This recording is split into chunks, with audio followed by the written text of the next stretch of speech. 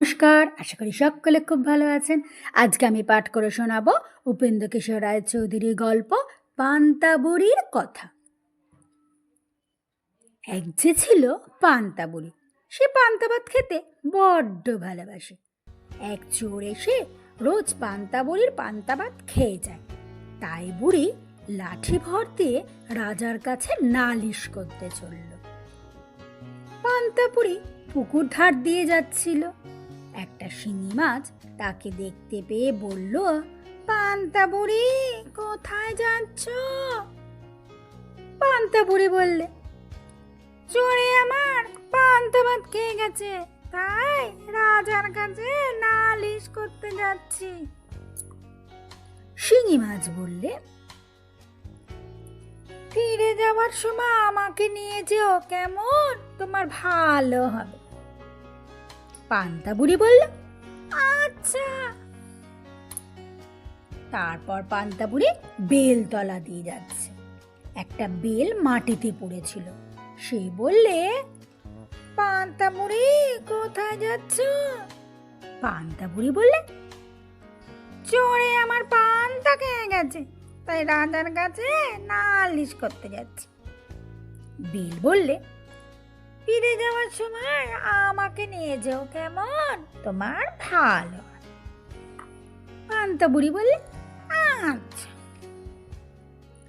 তারপর পান্তা বুড়ি পথের ধারে খানিকটা গোবর পেল। গোবর বললে, পান্তা বুড়ি, কোথায় যাচ্ছ? পান্তা বুড়ি বললে, চোরে আমার পান্তা খেয়ে গেছে, রাজার কাছে নালিশ করতে যাচ্ছে। গোবর বললে, ফিরে যাবার সময় আমাকে নিয়ে যেও, কেমন? তোমার ভালো হয়। পান্তা বুড়ি বললে, আচ্ছা। তারপর খানিক দূরে পান্তা বুড়ি গিয়ে দেখলো পথের ধারে একখানা খুর পড়ে রয়েছে। খুর বললে, পান্তা বুড়ি, কোথায় যাচ্ছ?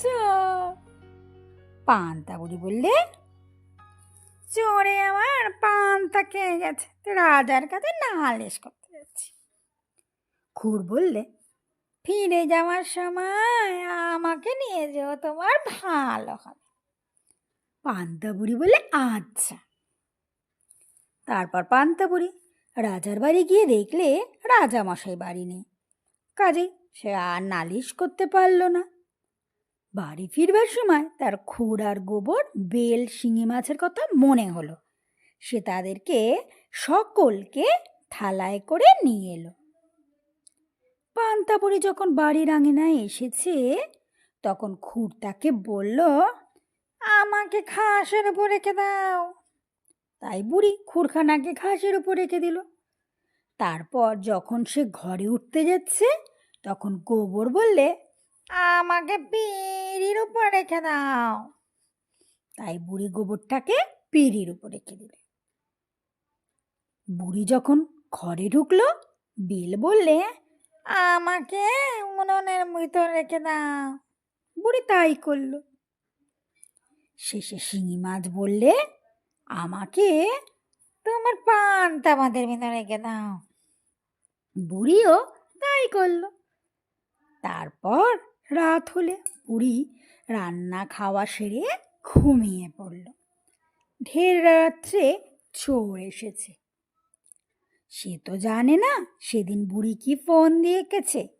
সে সেই পান্তা ভাতের হাঁড়িতে হাত ঢুকিয়ে দিল। সেখানে ছিল শিঙি মাছ। সে চোরের বাছাকে এমন কাটা ফুটিয়ে দিল, তার দুই চোখ দিয়ে জল পড়তে লাগলো। শিঙি মাছের খোঁচা খেয়ে চোর কাঁদতে কাঁদতে উনুনের কাছে গেল। তার ভিতরে ছিল বেল। চোর যেই আঙুলে ভাত দেওয়ার জন্য উনুনে হাত ঢুকিয়েছে, অমনি পটাশ করে বেল ফেটে তার চোখে মুখে ভয়ানক লাগলো। তখন সে ব্যথা আর ভয়ে পাগলের মতন হয়ে গেল। যেই ঘর থেকে ছুটে বেরোলো, অমনি গোবরে তার পিছলে পা পড়ে গেল। তাতে সে পা হড়কে ধপাস করে গোবরের উপর বসে পড়ল। তারপর গোবর লেগে ভূত হয়ে বেটা গিয়ে ঘাসে পা মুছতে, সেইখানে ছিল খুর, তাতে ভয়ানক কেটে গেল পা। তাতে আরে মা গো গেলুম রে বলে চেঁচিয়ে বাছাধন যান কোথায়। তা শুনে পাড়ার লোক এসে ছুটে বললে, এই বেটা চোর ধরা পড়েছে, মার বেটাকে, মার মার, কান ছিঁড়ে ফেল।